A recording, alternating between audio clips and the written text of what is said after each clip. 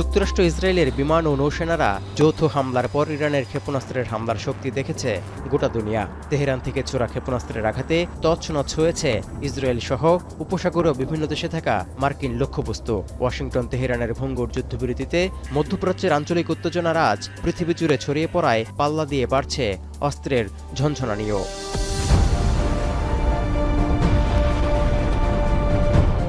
পারমাণবিক ও আন্তঃমহাদেশীয় ক্ষেপণাস্ত্র উৎপাদনের প্রতিযোগিতা বাড়ছে উদ্বেগজনক হারে। এবার প্রথমবারের মতো আন্তঃমহাদেশীয় ক্ষেপণাস্ত্র সামনে আনল তুরস্ক। ইস্তাম্বুলে আয়োজিত ২০২৬ সালের প্রতিরক্ষা প্রদর্শনীতে এটি উন্মোচন করা হয়, যার নাম দেয়া হয়েছে ইয়েলদিরিমহান।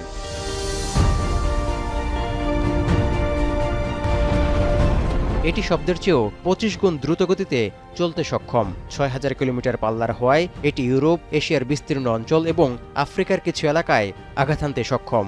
এর মধ্য দিয়ে নিজেদের প্রতিরক্ষা শিল্পকে সম্প্রসারিত করার ইঙ্গিত দিল তুরস্ক।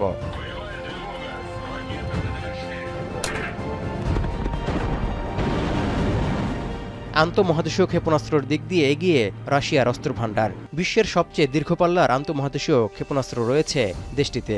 এর মধ্যে RS-28 সারমাট ক্ষেপণাস্ত্রটি ১৮,০০০ কিলোমিটার দূরের লক্ষ্যবস্তুতে আঘাত হানতে সক্ষম। পশ্চিমা বিশ্ব এটিকে সাতান 2 নামে ডেকে থাকে। এছাড়া সোভিয়েত ইউনিয়নের সময় থেকেই ১৬,০০০ কিলোমিটার পাল্লার ক্ষেপণাস্ত্র আছে রাশিয়ার ভান্ডারে। পশ্চিমারা এটির নাম দিয়েছে SS-18 সাতান। মস্কোর এই দুটি আন্তঃমহাদেশীয় ক্ষেপণাস্ত্রই বিশ্বের যে কোনো লক্ষ্যবস্তুতে পারমাণবিক ওয়ারহেড দিয়ে আঘাত হানতে সক্ষম।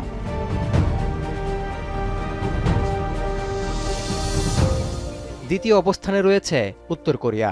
দেশটির নতুন ও শক্তিশালী আন্তঃমহাদেশীয় ব্যালিস্টিক ক্ষেপণাস্ত্রের আনুমানিক পাল্লা ১৫,০০০ কিলোমিটার, যা হোয়াংসান 20 নামে পরিচিত। এটি যুক্তরাষ্ট্রের যে কোনো শহরে আঘাত হানতে সক্ষম বলে দাবি পিয়ংইয়ংয়ের। ইরানেও আছে আন্তঃমহাদেশীয় ব্যালিস্টিক ক্ষেপণাস্ত্র। ২০২৬ সালের শুরুতে এর পরীক্ষাও চালানো হয়। তেহরানের আন্তঃমহাদেশীয় ব্যালিস্টিক ক্ষেপণাস্ত্রটি ১০,০০০ কিলোমিটার দূরের লক্ষ্যবস্তুতে নির্ভুলভাবে আঘাত হানতে সক্ষম, অর্থাৎ যুক্তরাষ্ট্রের পূর্ব উপকূলে আঘাত হানতে সক্ষম এই ক্ষেপণাস্ত্র। এর আগে ৩ থেকে ৪,০০০ কিলোমিটার পাল্লার ক্ষেপণাস্ত্র রয়েছে তেহরানের ভান্ডারে, যা ইউরোপ ও মধ্যপ্রাচ্যে থাকা মার্কিন ঘাঁটিগুলোর জন্য বড় হুমকি। এমনকি ২৮ ফেব্রুয়ারি শুরু যুদ্ধে যুক্তরাষ্ট্র ও ইসরায়েলকে এসবের শক্তি দেখিয়েছে ইরান।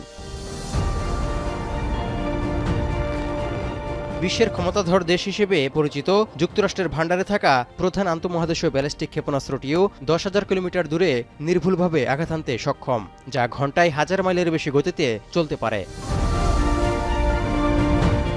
এছাড়া ৫,৫০০ কিলোমিটার দূরের লক্ষ্যবস্তুতে আঘাত হানতে সক্ষম একাধিক আন্তঃমহাদেশীয় ক্ষেপণাস্ত্র আছে চীনের ভান্ডারে।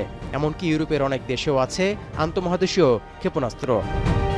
তৌহিদুর রহমান, এখন বিশ্ব।